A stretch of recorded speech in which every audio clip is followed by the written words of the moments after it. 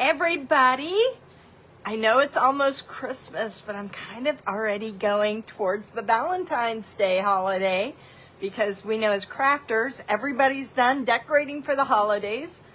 At least most of you are. I haven't done any decorating whatsoever. So I'm on to the next thing.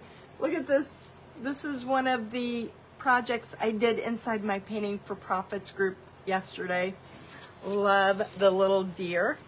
So I'm going to follow it up with a Valentine gingerbread. This could have been easily done for